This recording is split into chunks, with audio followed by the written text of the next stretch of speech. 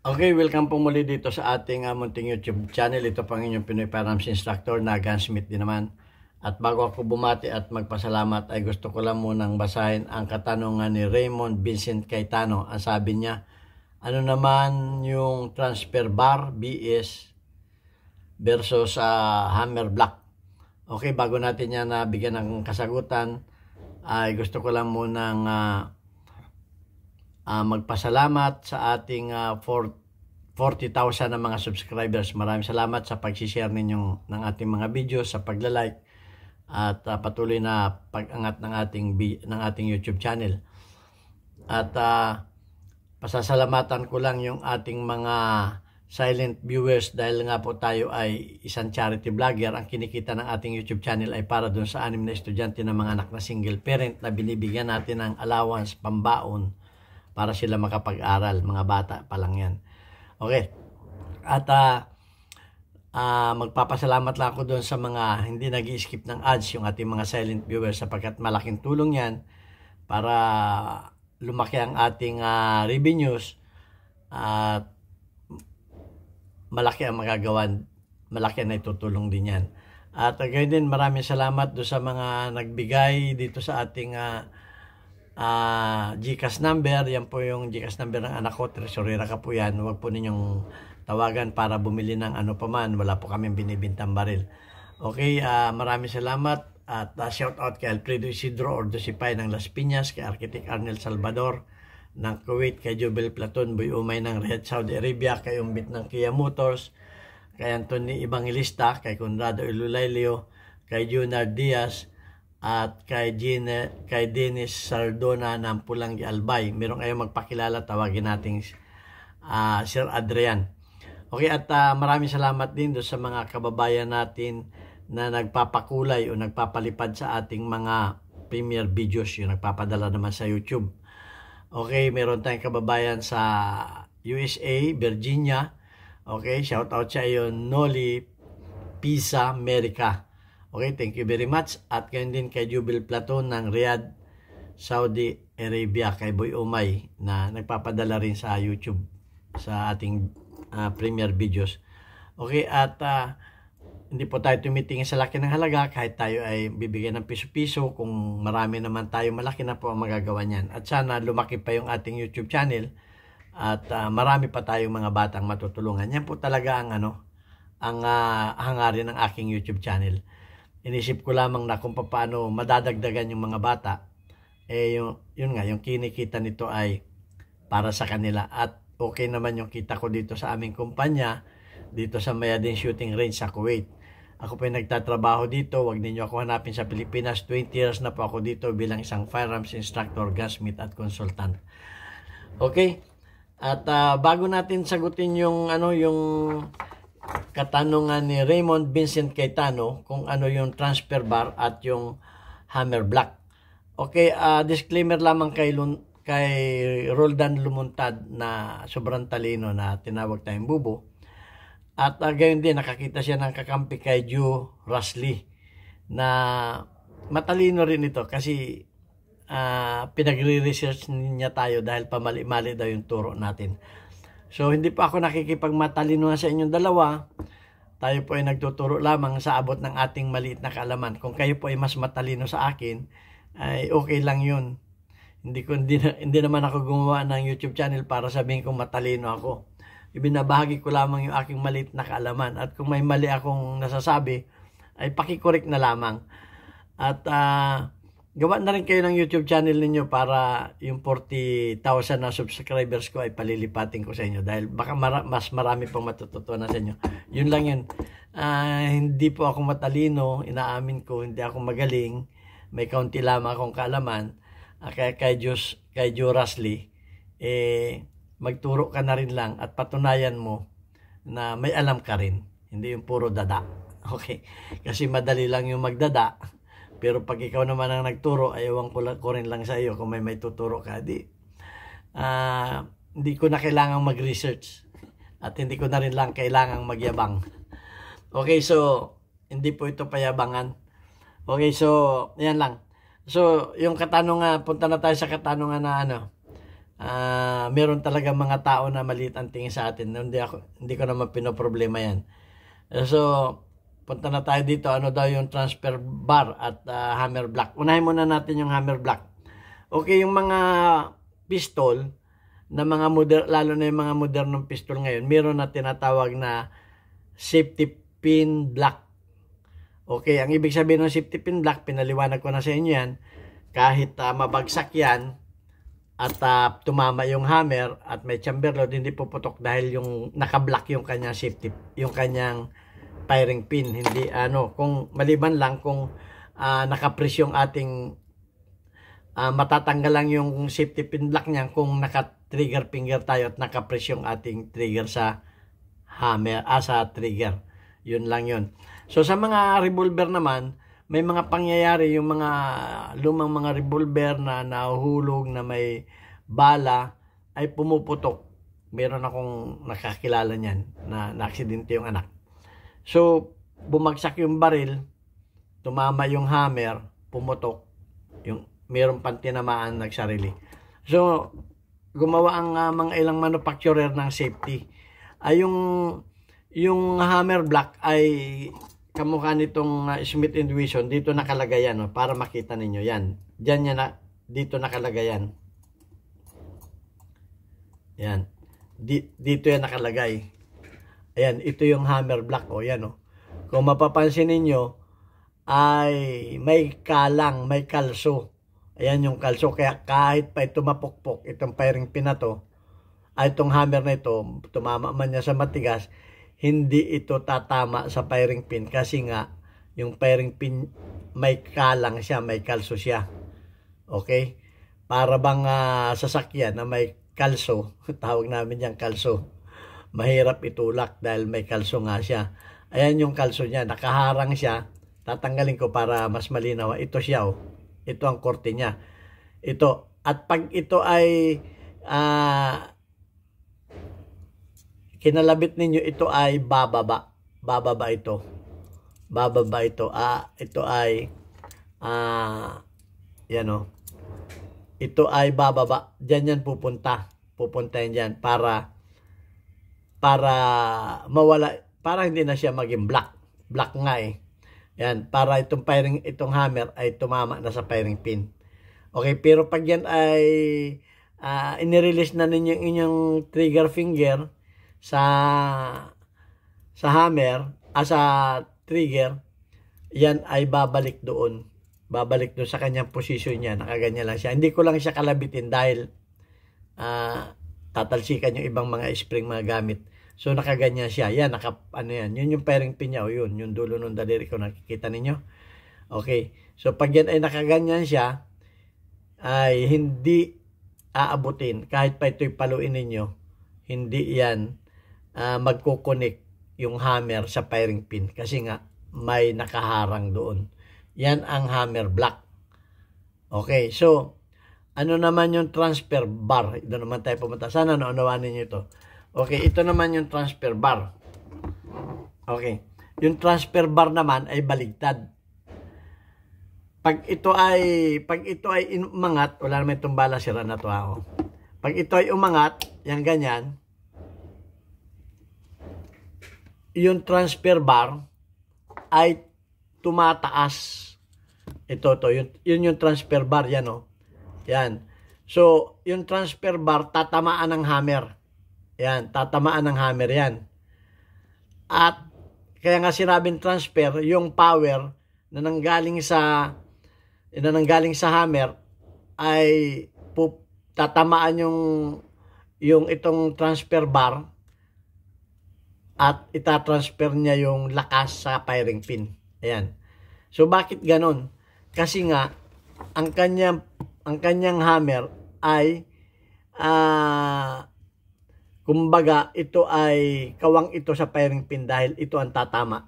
Ito ang tatama sa kanyang tatama ito doon sa frame at yung kanyang firing pin ay nandito sa banda rito. Nandito. So ito ang tatama kawang. So yung namang transfer bar ay aangat, pupunta siya dito para pag pumalo itatransfer niya yung lakas, tatamaan niya yung transfer bar para kumonekta sa firing pin. Okay, papakita ko sa inyo para mas malinaw. So yun ito ay about safety features ito ng revolver. Okay, so itong dalawa lang na ito ang binuksan ko dahil ito lang yung mga common na baril dito eh. Okay, ito ay Turos at saka ito ay Turos. Yung una kong pinakita ay Smith & Wesson. So may pagkakaiba sila. Okay, parang baligtad. Yung isa pataas, yung transfer bar pataas. Yun namang hammer block ay pababa. Okay? So ganito siya.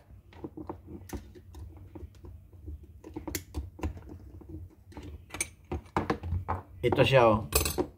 Ito yung kanyang transfer bar. Ito yung transfer bar niya. Ito pag yan ay umangat yung hammer niya at press ninyo yung kanyang trigger, mapapansin ninyo itong parts na ito ay tataas yan papunta doon sa firing pin. Ayan siya oh. Yun, pumunta na siya doon sa tapat ng firing pin para pag siya ay pinalo, ayan oh, pag siya ay pinalo, papaluin ito ay papaluin ng hammer. Papaluin ng hammer. Ito yung dito siya tatama. Papaluin ng hammer yan para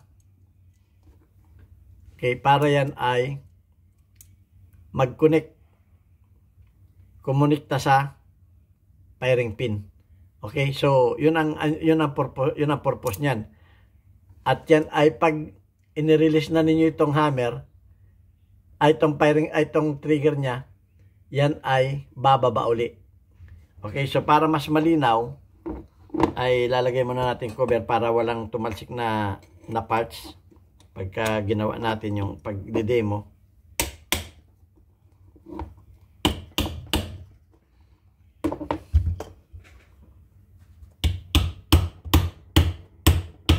Okay, ganito yan. So silipin ninyo dito yung firing pin dito sa ano na to. Silipin ninyo dyan yung firing pin at ikakako yan. Yan o, wala pang firing pin dun. Pero yung kanyang transfer bar ay umangat na. Umangat na yan. So pagka pumalo na yung hammer, makikita ninyo dito sa siwang na to lalagyan ko ng puti. Ayun. Ayun, mas lalong din nakita. Dito yan. Kitang-kita ninyo dyan makikita ninyo yung firing pin dun. Nakita ninyo yung firing pin na lumabas. Ayun o. Yung tapat nito dito yun, lumabas. Ayan o, yung firing pin. Tingnan natin. Ayun, nakita ninyo yung firing pin o. Pero pagka, tingnan ninyo yung siwang na to nandun yung firing pin. Pagka inalis ko itong trigger finger ko sa hammer, sa trigger, ayan ay lulubog uli. Yun, lumubog uli. Nawala na yung firing pin. Umatras na uli. Dahil yung kanyang transfer bar ay bumaba na. Okay, ulitin natin. Okay, ikakako yan. Okay, single action. At anin ko yung kanyang trigger. Yun, lumabas yung kanyang firing pin. Ibig sabihin, tumatama yun sa kanyang primer. Okay, pag inalis ko na yung aking trigger finger, lulubog na, mawawala yung firing pin na yan dahil yung transfer bar niya ay bumaba na. Yun, bumaba na. So, yan, baligtad. Baligtad ito, pag kinalabit ninyo, yung transfer bar ay aangat para tamaan ng hammer dito, tatamaan ng hammer dito at yung kanyang transfer bar ang tatama sa firing pin. Dahil pagkakaiba nila ay hammer. Ayan, yung hammer nito ay hindi flat, mataas yung bandang taas. At yun ang tama-tama sa frame. Pagka yung transfer bar naman ay umangat, pumunta dito. So, yun ang magiging mariripil itong space na to. Okay? Samantalang ito namang hammer block. Okay? Ito namang hammer block. Ang hammer nito ay pantay. Pantay. Kaya yung kanya namang yung hammer block naman ay bababa para yung kalsyo ay mawala at ito ang tumama sa ano. Pero pag ito naman ay umano ganon, aangat naman yung kanyang hammer block. So baligtad. Yung transfer block ay umaangat, yung ano naman umaangat para tamaan ng hammer, yun namang hammer block ay bumababa, mawawala yung block para yung hammer ay tumama sa firing pin. Okay, yun lang ang pagkakaiba niyan. So sana naunawaan ninyo. At tinapik ko yan, importante yan. Kung kayo ay bibili ng revolver at wala niyan, ay malamang ay baka paltik. Napaka-importante yan. Yan ang isang palatandaan sa mga revolver. At kung original man yan, mas maganda na yung may ganyan. Okay, kasi yung mga lumang modelo, hindi na ako babanggit, lalo yung mga pang-cowboy, yung mga lumang wala pang mga ganyan. Hindi na ako babanggit na mga brand. So, mas importante hanapin ninyo yan, transfer block, o di kaya ay transfer bar o hammer block. Okay, nagkakalito-lito tayo, baka mabas na naman tayo dyan. Tayo, inaamin natin, minsan tayo nagkakamali. Okay, at kung may mga brand pa kayong alam na may mga ganyan, i-comment ninyo para malaman din ng iba. Kasi yung iba naman ay, wala, bubo tayo. Okay, at inaamin ko naman, di ko naman talaga alam lahat yan. Okay, so yan na lang muna ang ating may tuturo sa ngayon. Yung pagkakaiba niyan, para sa akin, pareho lang yan. May safety features. Okay, kung wala niyan, yun ang problema. Baka makadisgrasya. Okay, so importante yan. Pag bibili kayo ng revolver, hanapin ninyo. Makikita naman ninyo yan dito. Ayan o, transfer block. At makikita rin naman ninyo yan. Ito, masisilip din ninyo yan dito. Okay, dito ninyo masisilip yan. Yan. Masisilip ninyo yan dyan. Yun o. Kitang-kita naman yan dyan eh. Ayun, yung transfer bar. Yun. Ulitin ko, ayan. Yan o, nakikita. Okay? So, yung ano naman yan, pag inangat ninyo ganyan, mababa naman. Mababa. Makikita ninyo sa bandang baba. Yung hammer block. Ito naman, tataas. Yung hammer block naman, bababa. Kaya makikita ninyo doon, medyo nakalubog yun doon sa ilalim. Okay, so yan lang. Para maging aware kayo sa pagbili ng mga revolver. Importante yung mga safety para hindi tayo maka-aksidente. Okay? At babasahin, bago tayo magtapos, babasahin ko lang yung mga bago nating Community Spotlight, weekly highlight of your most engaged audience members, including your top commenters. Unahin na natin si Unico Iho, may 100 plus na engagement. Sumunod ay si Hansel Evangelista, shout out sa iyo at sa mga kasamahan mong One Gun Pilipinas, One Gun Pilipinas chapter. Tama ba? One Gun Pilipinas Bulacan chapter. Correct me if I'm wrong. Okay, Hansel Evangelista at sa iyong mga kasamahan. Natutuwa ako na ikaw ay naging gunsmith ng mga tropa mo dyan. Okay, gayon din na shout out kay Gilbert 9 ang kanyang commenters. At si Milo Maranan 42 engagement at bumalik si Eddie Garcia na may 1 engagement. Okay, random yan ang YouTube. I-share lamang ninyo ang ating mga videos at i-like, mag-comment kayo. At kung kayo may idadagdag sa ating mga videos, dagdagan ninyo. At hindi naman tayo nakikipagmatalinuhan kay sino yun? Kay Joe Rasley at kay Roldan Lumuntad. Sikat na kayo. Magagaling. Okay? God bless us all. Thank you very much.